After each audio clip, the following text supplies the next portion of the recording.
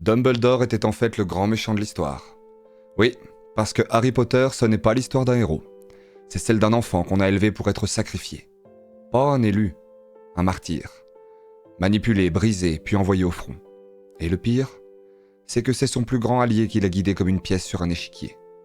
Le dénouement n'a jamais été dans l'intérêt de Harry. Voldemort, il est la cible à abattre, certes, mais c'est surtout un catalyseur, une carotte pour que Harry continue d'avancer. Dumbledore est présenté comme surpuissant, sage, doux, bienveillant.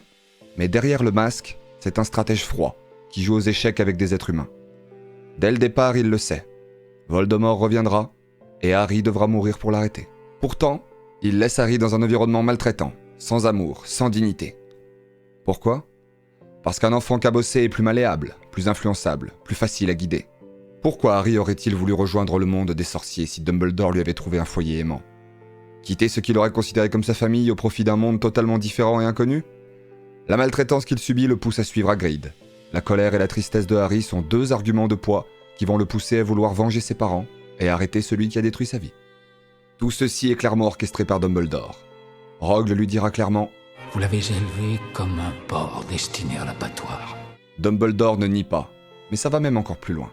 Oui, il aime Harry, mais comme un général se prend d'affection pour son soldat le plus précieux. Un amour qui n'empêche ni la manipulation, ni le sacrifice.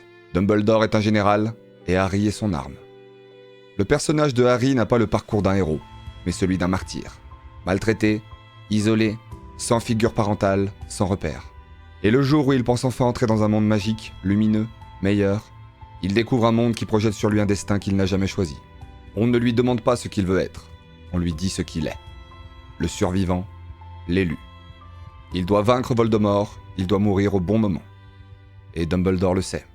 Chaque année, il le prépare pour la guerre. En première année, il affronte Voldemort pour la première fois. Lors de sa deuxième, il confronte un basilic et à nouveau le meurtrier de ses parents. En troisième année, il est menacé par Sirius Black, son propre parrain. En quatrième année, il est obligé de participer au tournoi des 3 sorciers, d'assister à la mort de Cédric et voir la résurrection de Voldemort. En cinquième année, il subit des visions traumatiques, devient le leader de l'armée de Dumbledore et perd Sirius par sa faute. Lors du Prince de Sang Mêlé, il découvre l'existence des Horcruxes, perd Dumbledore et reçoit la mission finale pour détruire Voldemort. Enfin, il affrontera Voldemort, acceptera le sacrifice et subira la perte de ses proches. On pourrait croire que Dumbledore aurait pu être plus efficace pour protéger son arme ultime tout au long de la saga, celle qui devait mourir au bon moment. Mais en fait, Dumbledore n'est pas laxiste. Il façonne Harry, l'envoie frôler la mort pour qu'au moment fatidique, il ne renonce pas. Harry n'a jamais eu le luxe d'être un enfant ou un adolescent. Il a été entraîné, endurci, pour être envoyé en première ligne. Alors oui, Dumbledore est du côté des gentils et animé de bonnes intentions. Mais il est résolument prêt à tout au nom du bien commun. Tout ce qu'il fait subir, ou plutôt laisse subir à Harry, est un mal nécessaire dans la guerre contre Voldemort. Et il se passe bien de l'aval des autres pour mener son plan. Quand il s'agit de récupérer le souvenir d'Horace Slughorn, celui de la conversation avec Voldemort au sujet des Horcruxes, le point capital de son plan, Dumbledore pourrait physiquement récupérer le souvenir, soit par la force, soit par la ruse, au nom du mal nécessaire. Mais non. Car le but n'est pas seulement d'obtenir l'information, mais de préparer Harry à survivre, décider et agir dans des situations de vie ou de mort.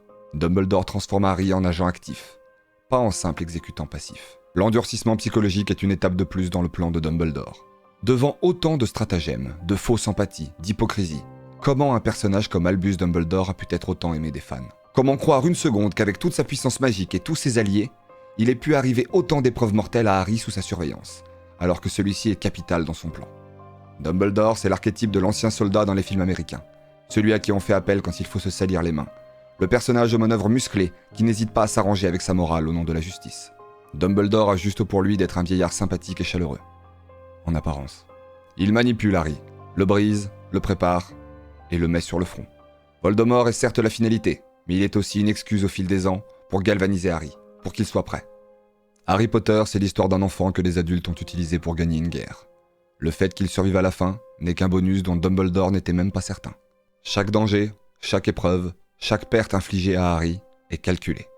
C'est une trahison morale profonde. Celui qui devait être son refuge est en réalité celui qui provoque ses souffrances. Celui qui décide de ce qu'il peut endurer, ce qu'il doit savoir, et surtout, quand il doit être prêt à mourir.